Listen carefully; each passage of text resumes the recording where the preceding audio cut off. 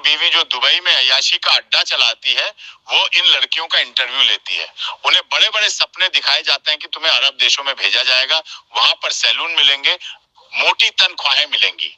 जब ये लड़कियां मान जाती हैं तो हम उन्हें मंत्रियों और नेताओं के घरों में भेजते हैं, जहां वो न सिर्फ मसाज देती हैं बल्कि जिस्म फरोशी के लिए मजबूर की जाती हैं। दोस्तों, एपी सिंह उर्फ रामू काका उर्फ दगड़ दल्ला, बदनाम ज़माना, हराम खोर और एक घटिया किस्म का इंसान, उसकी ऑडियोज़ लीक हो चुकी हैं जो हमारे तक पहुंच गई, और भी मुख्तलिफ चैनल पे आप लोग सुन रहे होंगे कि उसकी बहुत सारी ऑडियोज़ वायरल हुई। सुबह भी कल भी मैंने आप लोगों के साथ कुछ ऑडियोज़ शेयर की थी, और आज भी ये ऑडियो जो आप लोग सुन रहे हैं एक्सक्लूसिव किस्म की हैं।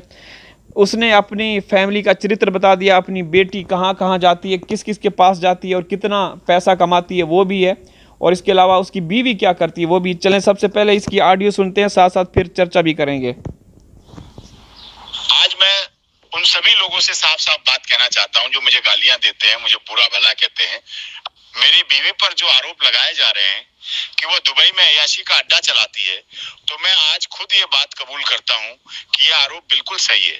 हाँ, मेरी बीवी ये सब करती है, मेरी बेटी भी उसी रास्ते पर चल रही है। उसके कई बॉयफ्रेंड हैं और वो उनके साथ अक्सर घूमती रहती है। मगर बात सिर्फ इतनी नहीं है, मेरी बेटी अलग अलग गेस्ट हाउस, फार्म हाउस और बंगलों पर जाकर उन लोगों को मसाज देती है जो ऐशो आराम के शौकीन होते हैं। मैंने खुद उसे इस काम की आजादी दे रखी है। मैं मानता हूं कि मेरी बेटी का चरित्र सही नहीं है, बल्कि हमने बाकायदा एक सिस्टम बना रखा है। मेरी बीवी, कुछ और औरतें और मैं, हम सब मिलकर मेरे फार्म हाउस को इस धंधे के लिए इस्तेमाल करते हैं, जहां हम लड़कियों को बुलाते हैं। एपी सिंह बेगैरत का एक पूरी दुनिया मानती है, पूरा हिंदुस्तान मानता है कि वो एक इंसान नहीं, शैतान है। पता नहीं वो कैसे इस धरती पे रह रहा है। यकीन करें कि इसका तो विनाश हो जाना चाहिए था शुरू से, लेकिन इसको भी पता है कि मेरा बहुत बुरा अंत होगा, ये अकेला निकल नहीं सकता। क्योंकि निर्भया केस, निर्भया याद है ना, जो नाम दिया गया था, लड़की का नाम क्या था पता नहीं, बहरहाल उस केस को निर्भया केस कहा जाता है। तो जब दोषियों का ये साथ देने वाला बेगैरत किस्म का इंसान, तो जब उसको ये एहसास ना हो कि उसकी हिंदुस्तान की बेटी के साथ क्या जुल्म हुआ, वो उन दोषियों जिन्होंने उनके ऊपर बर्बरियत, जुल्म, ज़्यादती, पता नहीं क्या क्या किया, उनका साथ दे रहा था। तो ये उस वक्त से ही, इसको तो उस वक्त डूब के मर जाना चाहिए, लेकिन क्या कहें भाई, सिस्टम ऐसा है। तो दोस्तों, एपी सिंह का अपने फार्म हाउस का मुख्तलिफ औकात में आप लोगों ने एपी सिंह के फार्म हाउस के चर्चे सुने। आज से नहीं, जब निर्भया केस बड़ी उसमें शह सुर्खियों में था, तब भी जब डिबेट होती थी, सारे एंकर जो है ना, हिंदुस्तान के जो मेन स्ट्रीम चैनल हैं, बड़े चैनल, नेशनल चैनल हैं, तो वो इसको सही से इसकी बैंड बजाते थे। उसकी अय्याशी का अड्डा, यकीन करें कि अभी भी जो भी ये सुप्रीम कोर्ट ऑफ हिंदुस्तान का वकील है, सो कॉल्ड वकील है, कुछ भी इसको कानून का पता ही नहीं है। इसको पता है ठरक का पता है, गंदी हरकतों का पता है, बेगैरती, बदतमीज़ी, बदतहजीबी का पता है। जिस तरीके से इसकी अवैध बेटियां, औरतें जो आजकल भौंकती रहती हैं, बिल्कुल इसी बाप की तरह हैं। तो ये वो है इसका एपी सिंह का फार्म हाउस, जहाँ पे ख़वातीन को हिरासा किया जाता है, वहाँ पे बुलाया जाता है, उनके साथ बहुत गलत हरकतें की जाती हैं। मंत्री आते हैं, एमएलए आते हैं, पता नहीं कहाँ कहाँ से लोग आते हैं।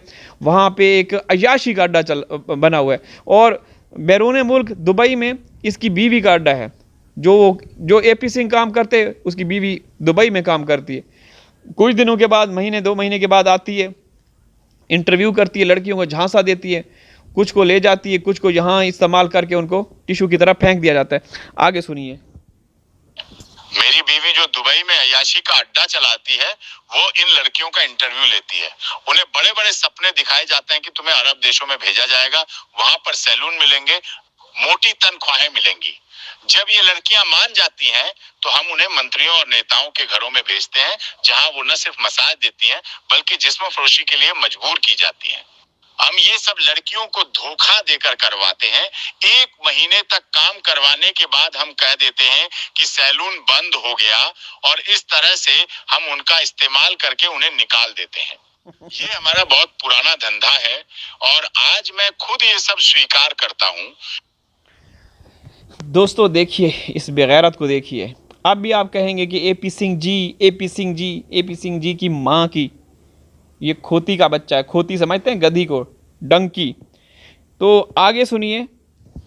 सीमा हैदर को हमने खुद बुलाया था। मेरे साथ एक मंत्री भी थे जिन्होंने एक साजिश के तहत सीमा को पाकिस्तान से बुलाने की योजना बनाई। सीमा से कहा गया कि वह अपना घर बेच दे, लोगों से उधार के तौर पर पैसा इकट्ठा करे, फिर यूएई जाए, वहां से नेपाल और फिर भारत पहुंचे। अब तो योगी आदित्यनाथ ने भी सीमा को अपने दफ्तर में बुलाया था और 20 लाख रुपए का चेक भी दिया था। सीमा पर जितना खर्च हम कर रहे हैं, जाहिर है कि हमें उससे कुछ ना कुछ हासिल तो करना ही है, हम उससे अपना काम जरूर लेंगे। योगी ने साफ कहा है कि सीमा को अभी पाकिस्तान नहीं भेजना है, चाहे वह अवैध तरीके से आई हो, क्योंकि वो पाकिस्तान को बुरा भला कहती है, इस्लाम को गालियां देती है और हमारे सनातन धर्म का प्रचार भी कर रही है। उसने औपचारिक रूप से सनातन धर्म अपना लिया है और वह हिंदू बन गई है। लेकिन ये अलग बात है कि मुझे उसकी असली हकीकत मालूम है, क्योंकि मैं उसके घर आता जाता रहा हूँ। सच्चाई ये है कि वो अब भी मुसलमान है। हाल ही में जो ईद का त्योहार गुजरा है, उसने उसे इस्लामी पर्व के तौर पर मनाया और काफी मात्रा में गोश्त इकट्ठा किया। मैं खुद भी कुछ जान पहचान वालों से जो मुस्लिम समुदाय से हैं गोश्त लेकर सीमा के घर गया था। भले ही उसके ससुर ने मेरी काफी बेइज्जती की, लेकिन मैंने फिर भी उसे 4-5 किलो गोश्त दिया। एक और शख्स है असलम नाम का, जो सीमा को बहुत चाहता है, उसने भी 5 किलो गोश्त सीमा को दिया था। सुन लिया। आप कहते हो कि सीमा सनातनी है, सीमा तो देवी है, सीमा मुस्लिम है। आज भी उसने ये जो गुजरी हुई ईद उसने इस्लामी तरीके से मनाई और खूब गोश्त खाया। इतना गोश्त खाया, आप लोगों ने देखा होगा कि दूसरे दिन उसके दांतों में, दाढ़ में दर्द हुआ और हॉस्पिटल चली गई। एक जो डेंटल डॉक्टर है उसके पास चली गई। ठीक है, ये अलग बात है कि वहाँ पे पहले कुछ 1-2 मंत्री या कुछ वजीर वगैरह आए हुए थे सीमा से मुलाकात करने के लिए। बहरहाल सीमा गई, इतनी गोश्त इतना खाया कि उसके दाढ़ में दर्द पड़ गया। ठीक है, इसके अलावा फिर इसने शॉपिंग भी की, बहुत ज़्यादा शॉपिंग की। एक और ऑडियो है, वो भी सुन लेते हैं।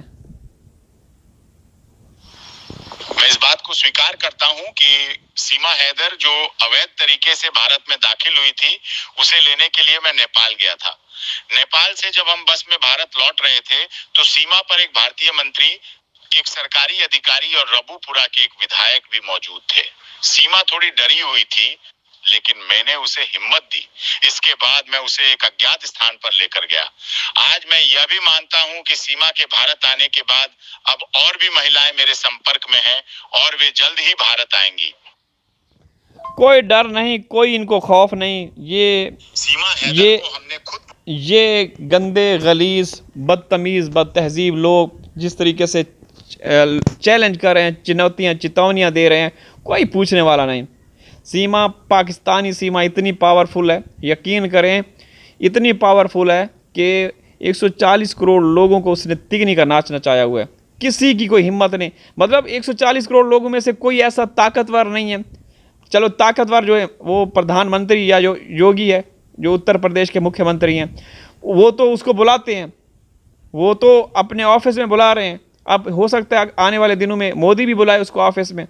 20 लाख योगी ने दिए, हो सकता है मोदी उसको 4 लाख दे, 40 लाख दे।